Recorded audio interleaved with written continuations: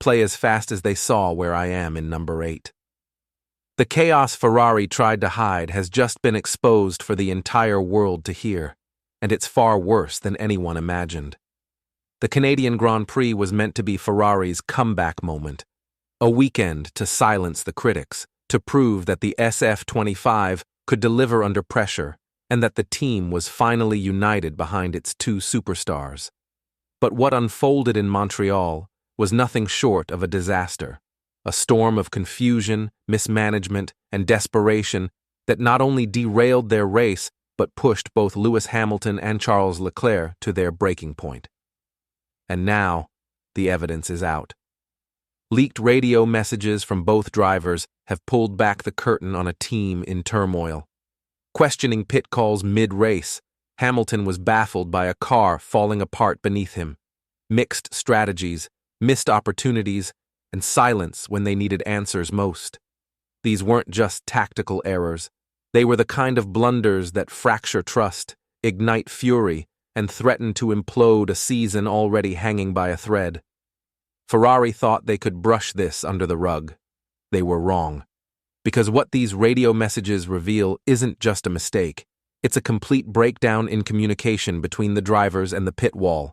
And now, the anger is boiling over. Leclerc feels unheard. Hamilton feels betrayed. And Ferrari? They're running out of places to hide. So hit that like button, subscribe to the channel, and stay with us until the very end. Because what you're about to hear isn't just radio. It's the sound of Ferrari coming undone. What made this meltdown even more spectacular was not just the strategic blunders, but how public the collapse became. Thanks to the now leaked radio messages, fans could hear every moment of disbelief, every second of miscommunication, every tone of rising fury in both Hamilton and Leclerc's voices. It wasn't just tension, it was a slow, audible disintegration of trust in real time.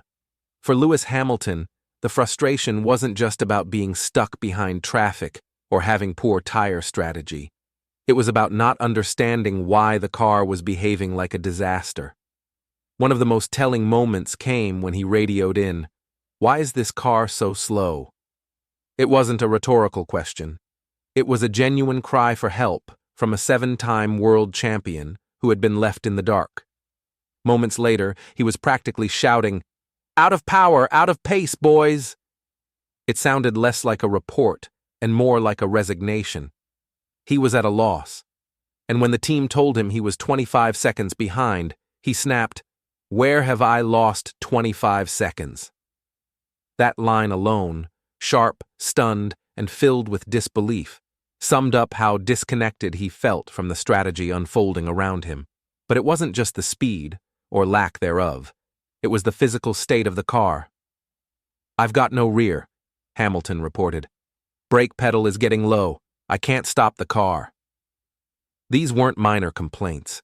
They were signs of a driver genuinely unsure whether he'd be able to finish the race at all.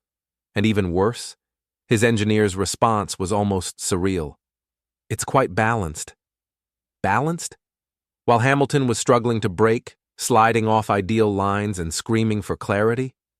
The disconnect was staggering. It painted the picture of a team that wasn't just slow, it was unaware of how bad things truly were inside the cockpit. And while Hamilton was losing patience and confidence lap after lap, Charles Leclerc was spiraling into his own strategic nightmare. The Monegasque was trying to manage his tires, read the conditions, and keep pace. But what he got from the pit wall was confusion. First came the infamous Plan B. Leclerc's immediate reply, "I think Plan C." Short, blunt, measured, but clearly irritated. And then, just moments later, the situation exploded into complete farce. "Why have we boxed?" Leclerc demanded. "Why did we box?" The team's reply, "We're on Plan B." It was like two people having completely separate conversations. He had just informed them his tires were still holding. He wanted to stay out. But before that message could even be processed, the team had already committed to a strategy shift. His answer, sharp and telling, "Yeah, but I was just telling you, tires were fine." That subtle pause between the two parts of his sentence? That was a driver trying to stay calm while boiling inside. Later, he delivered the most damning verdict of all. "I don't understand this choice." Those 6 words have since gone viral, because they don't just describe one bad pit stop. They sum up everything Ferrari fans, and now Ferrari drivers, have come to fear: that nobody on the pit wall really knows what's going on, that decisions are being made without logic, without clarity, and, worst of all, without the input of the people actually in the car. Because both drivers were trying to keep the situation under control. But it was the team that failed them.